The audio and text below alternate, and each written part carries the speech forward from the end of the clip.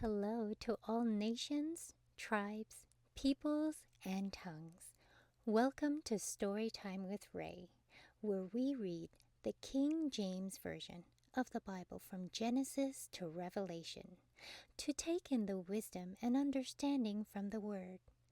Thank you for joining, and God bless.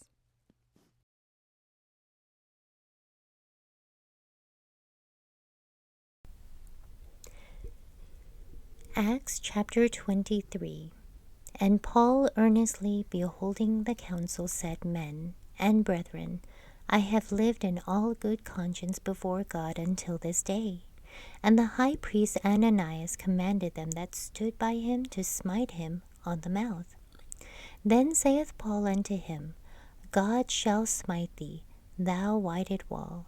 For smitest thou to judge me after the law, and commandest me to be smitten contrary to the law? And they that stood by said, Revilest thou God's high priest? Then said Paul, I wist not, brethren, that he was the high priest, for it is written, Thou shalt not speak evil of the ruler of thy people. But when Paul perceived that the one part were Sadducees, and the other Pharisees, he cried out in the council, Men and brethren, I am a Pharisee, the son of a Pharisee, of the hope and resurrection of the dead. I am called in question. And when he had so said, there arose a dissension between the Pharisees and Sadducees, and the multitude was divided. For the Sadducees say that there is no resurrection, neither angel nor spirit. But the Pharisees confess both. And there arose a great cry, and the scribes that were the Pharisees' part arose and strove, saying, We find no evil in this man, but if a spirit or an angel has spoken to him, let us not fight against God. And when there arose a great dissension, the chief captain, fearing lest Paul should have been pulled in pieces of them, commanded the soldiers to go down, and to take him by force from among them, and to bring him into the castle.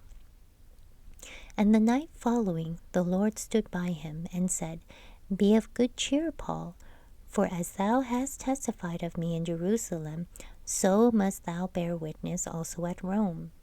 And when it was day, certain of the Jews banded together, and bound themselves under a curse, saying that they would neither eat nor drink till they had killed Paul. And they were more than 40 which had made this conspiracy. And they came to the chief priests and elders, and said, We have bound ourselves under a great curse, that we will eat nothing until we have slain Paul. Now therefore ye with the council signify to the chief captain, that he bring him down unto you tomorrow, as though ye would inquire something more perfectly concerning him. And we, or ever he come near, are ready to kill him. And when Paul's sister's son heard of their laying in wait, he went and entered into the castle and told Paul. Then Paul called one of the centurions unto him, and said, Bring this young man unto the chief captain, for he hath a certain thing to tell him. So he took him, and brought him to the chief captain, and said, Paul the prisoner called me unto him, and prayed me to bring this young man unto thee, who hath something to say unto thee. Then the chief captain took him by the hand, and went with him aside privately, and asked him, What is this that thou hast to tell me? And he said, The Jews have agreed to desire thee, that thou wouldest bring down Paul tomorrow into the council, as though they would inquire somewhat of him more perfectly. But do not thou yield unto them, for there lie in wait for him of them more than 40 men, which have bound themselves with an oath, that they will neither eat nor drink till they have killed him. And now are they ready, looking for a promise from thee. So the chief captain then let the young man depart, and charged him, See thou tell no man that thou hast showed these things to me. And he called unto him 2 centurions, saying, Make ready 200 soldiers to go to Caesarea, and horsemen 70, and spearmen 200, and the third hour of the night.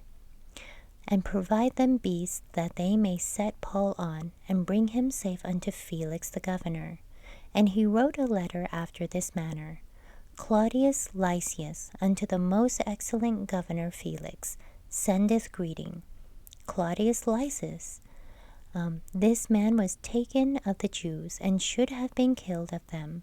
Then came I with an army, and rescued him, having understood that he was a Roman.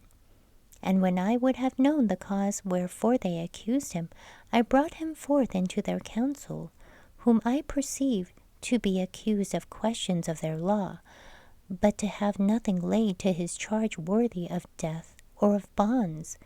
And when it was told me how that the Jews laid wait for the man, I sent straightway to thee, and gave commandment to his accusers also, to say before thee what they had against him.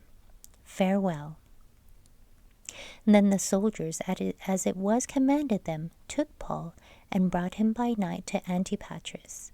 On the morrow they left the horsemen to go with him, and returned to the castle, who, when they came to Caesarea and delivered the epistle to the governor, presented Paul also before him.